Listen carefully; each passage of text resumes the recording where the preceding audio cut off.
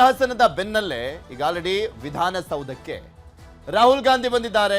CM DK Shivakumar, ಮಾಜಿ CM Siddaramaiah ಸೇರಿದಂತೆ ಎಲ್ಲ ಪ್ರಮುಖ ನಾಯಕರುಗಳು, ಹಾಗೆ ನೂತನ ಕೆಪಿಸಿಸಿ ಅಧ್ಯಕ್ಷ ಬಿಕೆ ಹರಿಪ್ರಸಾದ್ ಕೂಡ ಬಂದಿರುವಂಥದ್ದು. ಈಗ ಆಲ್ರೆಡಿ ಮಲ್ಲಿಕಾರ್ಜುನ್ ಖರ್ಗೆ ಅವರು ಒಳಗಡೆ ಇದ್ದಾರೆ, ಒಬ್ಬೊಬ್ಬರೇ ಹಾಗೆ ಬರ್ತಾ ಇದ್ದಾರೆ. ಈಗ ಆಲ್ರೆಡಿ ವಿಧಾನಸೌಧದ ಒಳಗಡೆ ಹೋಗಿದ್ದಾರೆ. ಹೀಗೆ ಆ ದೃಶ್ಯಾವಳಿಗಳನ್ನು ತೋರಿಸ್ತಾ ಇದ್ವಿ. ಮಲ್ಲಿಕಾರ್ಜುನ್ ಖರ್ಗೆ ಅವರು ಬಂದಂಥ ಸಂದರ್ಭ, ಮಲ್ಲಿಕಾರ್ಜುನ್ ಖರ್ಗೆ ಅವರು ನಾಮಿನೇಷನ್ ಮಾಡ್ತಾ ಇದ್ದಾರೆ. ರಾಹುಲ್ ಗಾಂಧಿ ಅವರು ಬಂದಂಥ ದೃಶ್ಯಾವಳಿ ತೋರಿಸ್ತಾ ಇದ್ವಿ. ಅವರ ಜೊತೆಯಲ್ಲೇ ಮುಖ್ಯಮಂತ್ರಿಗಳಾಗಿರುವಂಥ ಡಿ ಕೆ ಶಿವಕುಮಾರ್ ಅವರು ಕೂಡ ಬಂದರು. ಏರ್ಪೋರ್ಟಿಂದ ಕರ್ಕೊಂಡ್ಬರಲಾಯಿತು ಅವ್ರನ್ನ. ಇನ್ನು ಮಾಜಿ ಸಿಎಂ ಸಿದ್ದರಾಮಯ್ಯನವರು ಬಂದಿದ್ದಾರೆ. ರಾಹುಲ್ ಗಾಂಧಿ ಒಳಗಡೆ ಹೋಗ್ತಾ ಇರುವಂಥದ್ದನ್ನು ಗಮನಿಸ್ತಾ ಇದ್ದೀರಾ. ನಾಮಪತ್ರ ಸಲ್ಲಿಕೆಯ ಸಂದರ್ಭದಲ್ಲಿ ಇವರ ಉಪಸ್ಥಿತಿ ಇರುತ್ತೆ. ಯಾಕೆಂದರೆ ಎಐಸಿಸಿ ಅಧ್ಯಕ್ಷರಲ್ವಾ, ಎಐಸಿಸಿ ಅಧ್ಯಕ್ಷರು ಮಲ್ಲಿಕಾರ್ಜುನ್ ಖರ್ಗೆ ಅವರು ರಾಜ್ಯಸಭೆಗೆ ಮರು ಆಯ್ಕೆ ಆಗ್ತಾ ಇರುವಂಥ ಹಿನ್ನೆಲೆಯಲ್ಲಿ ಪ್ರಮುಖ ನಾಯಕರಾಗಿರುವಂಥ ಕಾರಣಕ್ಕೋಸ್ಕರ ರಾಹುಲ್ ಗಾಂಧಿ ಅವರ ಉಪಸ್ಥಿತಿ ಇದೆ. ಮಾಜಿ ಮುಖ್ಯಮಂತ್ರಿ ಸಿದ್ದರಾಮಯ್ಯನವರು ಬಂದಿದ್ದಂಥದ್ದನ್ನು ಕೂಡ ತೋರಿಸ್ತಾ ಇದ್ದೀವಿ. ಅವರ ಜೊತೆಗೆ ಉಪಮುಖ್ಯಮಂತ್ರಿ ಡಾಕ್ಟರ್ ಜಿ ಪರಮೇಶ್ವರ್, ಕೆಜೆ ಜಾರ್ಜ್, ಭೈರತಿ ಸುರೇಶ್ ಅವರು ಕೂಡ ಬಂದರು. ಮಾಜಿ ಮುಖ್ಯಮಂತ್ರಿಗಳು ಕೂಡ ಬಂದಿದ್ದಾರೆ. KH ಮುನಿಯಪ್ಪ ಕೂಡ ಬಂದರು. BK ಹರಿಪ್ರಸಾದ್ ಬಂದಿರುವಂಥದ್ದನ್ನ ತೋರಿಸ್ತಾ ಇದೀವಿ ನಿಮಗೆ. ನೂತನ ಕೆಪಿಸಿಸಿ ಅಧ್ಯಕ್ಷರು ಮತ್ತು ಮುಖ್ಯಮಂತ್ರಿಗಳು ರಾಹುಲ್ ಗಾಂಧಿ ಅವರ ಜೊತೆನೆ ಬಂದರು.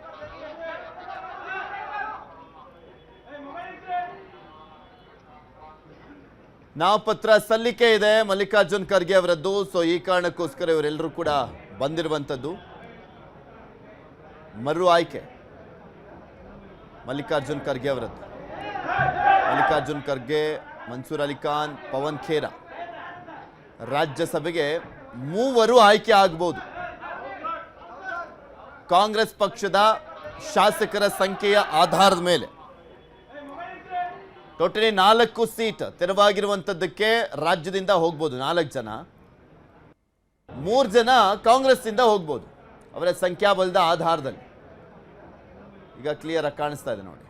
ಸಿದ್ದರಾಮಯ್ಯನವರು ಬಂದಿದ್ದು, ಉಪಮುಖ್ಯಮಂತ್ರಿ ಪರಮೇಶ್ವರ್, KJ ಜಾರ್ಜ್, ಇಂಧನ ಸಚಿವರು ಭೈರತಿ ಸುರೇಶ್ ಇವರೆಲ್ಲರೂ ಕೂಡ ಮಾಜಿ ಮುಖ್ಯಮಂತ್ರಿಗಳಿಗೆ ಸಾಥ್ ಕೊಟ್ಟರು.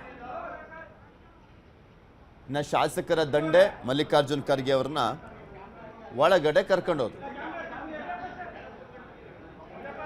ರಾಮಲಿಂಗಾರೆಡ್ಡಿ ಅವರು ಅಜ್ಞಾತ ಸ್ಥಳದಲ್ಲಿದ್ದಾರೆ ರಾಜೀನಾಮೆ ಕೊಟ್ಟು.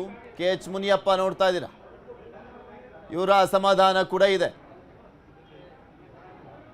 ಸಿಕ್ಕಿದ್ದ ಚಾನ್ಸು ಈ ಟೈಮಲ್ಲಿ ಹತ್ಲಕ್ಕೆ ಬೇಡಿಕೆ ಇಟ್ಬಿಟ್ರೆ ಸಿಗ್ಬಹುದು ಅನ್ನುವಂಥ ಲೆಕ್ಕಾಚಾರದಲ್ಲೂ ಇದ್ದಾರಾ ಅನ್ನುವಂಥ ಪ್ರಶ್ನೆಗಳು. ರಣದೀಪ್ ಸಿಂಗ್ ಸುರ್ಜೇವಾಲಾ ರಾಜ್ಯ ಕಾಂಗ್ರೆಸ್ ಉಸ್ತುವಾರಿ ಅವರು ಕೂಡ ಇದ್ದಾರೆ.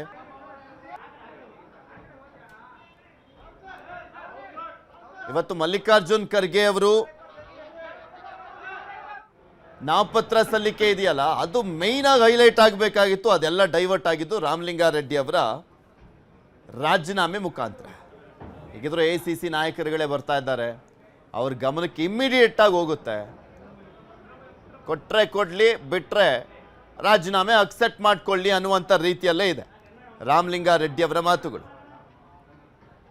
ಇದ್ರ ಬಗ್ಗೆ ಇನ್ನಷ್ಟು ಮಾಹಿತಿಯನ್ನು ಕೊಡ್ತಾ ಹೋಗ್ತಾರೆ ನಮ್ಮ ಪ್ರತಿನಿಧಿ ಹೆಬ್ಬಾಕ ತಿಮ್ಮೇಗೌಡರು ದೂರವಾಣಿ ಸಂಪರ್ಕದಲ್ಲಿದ್ದಾರೆ. ತಿಮ್ಮೇಗೌಡ್ರೆ, ಎಷ್ಟೊತ್ತಿಗೆ ನಾಮಪತ್ರ ಸಲ್ಲಿಕೆ ಆಗುತ್ತೆ, ಏನಾಗ್ತಾ ಇದೆ ಈಗ ವಿಧಾನಸೌಧದಲ್ಲಿ?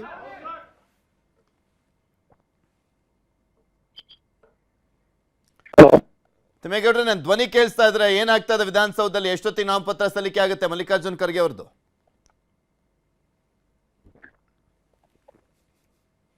ನಮ್ಮ ಪ್ರತಿನಿಧಿಯ ಸಂಪರ್ಕ ಸಾಧ್ಯವಾಗ್ತಾ ಇಲ್ಲ, ನಿಮಗೆ ತೋರಿಸ್ತಾ ಇದ್ವಿ ದೃಶ್ಯಾವಳಿಗಳಲ್ಲಿ.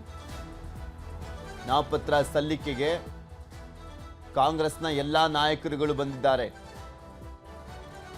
ರಾಜ್ಯದಿಂದ 4 ಆಯ್ಕೆ ಆಗೋಗ್ಬೋದು ರಾಜ್ಯಸಭೆಗೆ.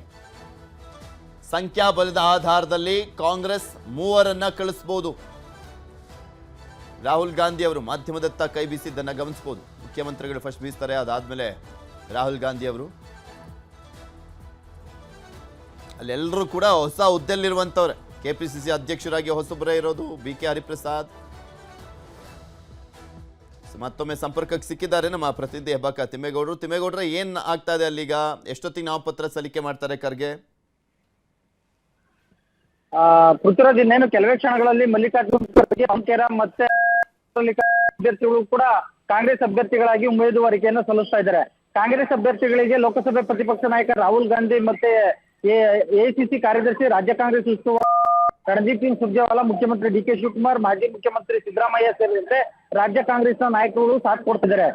ಅದರಂತೆ ವಿಧಾನಸೌಧದ ಮೊದಲ ಮಹಡಿಯಲ್ಲಿರ್ತಕ್ಕಂಥ ಕೊಠಡಿ ಸಂಖ್ಯೆ 121 121ರ ವಿಧಾನಸಭೆ ಕಾರ್ಯದರ್ಶಿ ವಿಶಾಲಾಕ್ಷಿಯು, ಅಂದ್ರೆ ವಿಧಾನಸಭೆ ಕಾರ್ಯದರ್ಶಿಯೂ ಆಗಿರ್ತಕ್ಕಂಥ ಚುನಾವಣಾಧಿಕಾರಿ ವಿಶಾಲಾಕ್ಷಿ ಅವರಿಗೆ ನಾಮಪತ್ರವನ್ನ ಸಲ್ಲಿಸ್ತಾ ಇರ್ತಕ್ಕಂಥದ್ದು.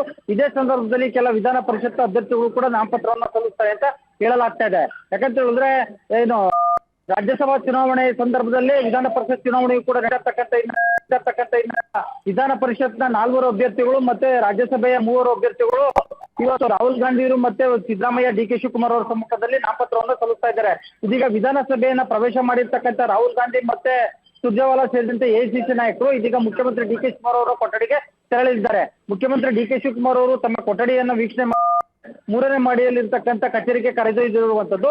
ಇನ್ನೇನು ಕೆಲವೇ ಕ್ಷಣಗಳಲ್ಲಿ, ಅಂದ್ರೆ 5 ರಿಂದ 10 ನಿಮಿಷದ ಒಳಗಾಗಿ ಈ ಒಂದು ವಿಧಾನಸಭೆಯ ಮೊದಲ ಮಹಡಿಯಲ್ಲಿರ್ತಕ್ಕಂಥ ಚುನಾವಣಾ ಅಧಿಕಾರಿಗಳ ಕಚೇರಿಗೆ ಆಗಮಿಸಿ ತಮ್ಮ ಉಮೇದುವಾರಿಕೆಯನ್ನ ಮಲ್ಲಿಕಾರ್ಜುನಗಳು ಸಲ್ಲಿಸಲಿದ್ದಾರೆ. ಪೃಥ್ವಿರಾಜ್, ಅಲ್ಲ, ಇವತ್ತು ಆಕ್ಚುಲಿ ಬೆಳವಣಿಗೆಗಳಾಗ್ತಾ ಇತ್ತು. ಇದರ ನಡುವೆ ರಾಮಲಿಂಗಾರೆಡ್ಡಿ ಅವರ ರಾಜೀನಾಮೆ ಒಂಥರ ಶಾಕಿಂಗ್ ನ್ಯೂಸು ಎಲ್ಲ ಕಾಂಗ್ರೆಸ್ನ ಅಧಿನಾಯಕರಿಗೆ.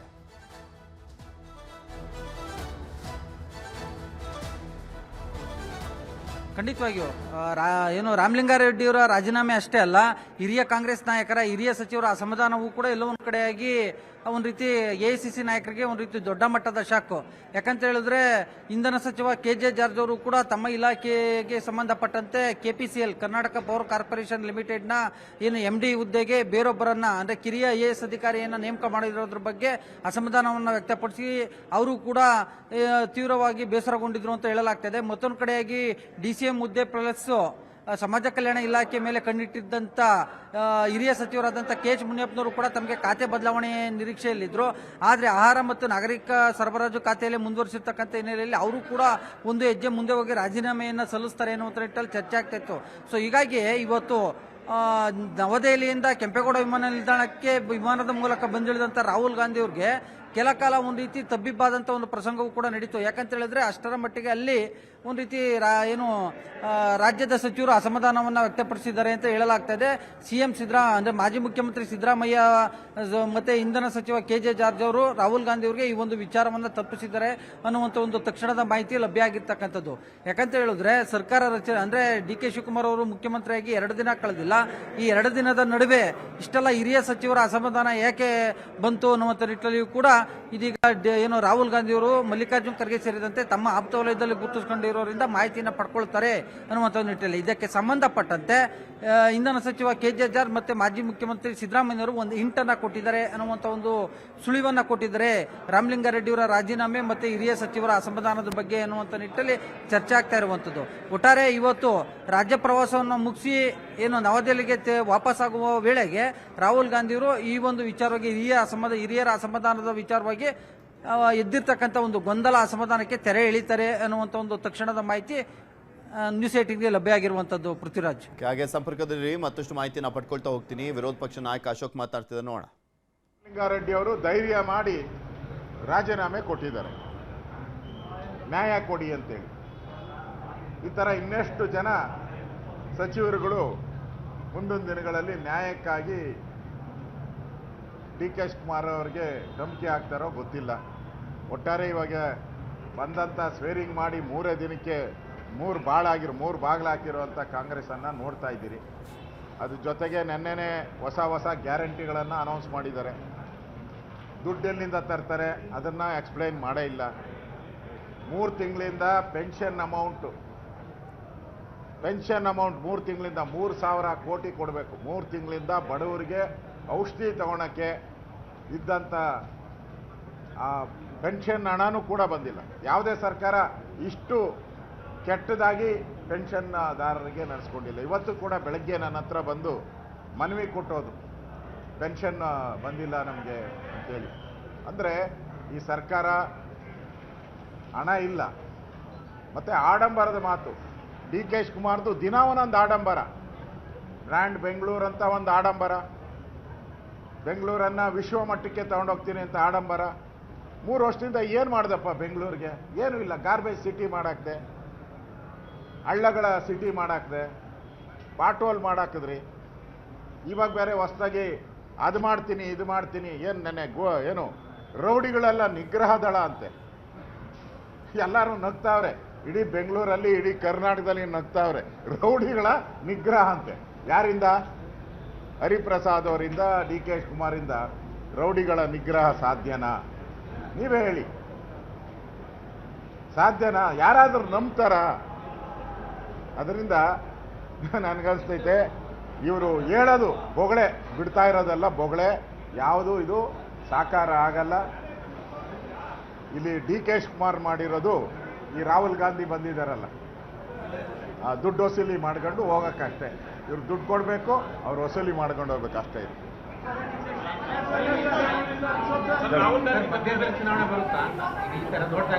ಇದೆಲ್ಲ ನೋಡ್ತಾ ಇದ್ರೆ ಕಾಂಗ್ರೆಸ್ ಒಡೆದ ಮನೆ ಆಗಿರೋದು, ಸರ್ಕಾರ ಬಿದ್ದೋಗ್ತೈತೆ.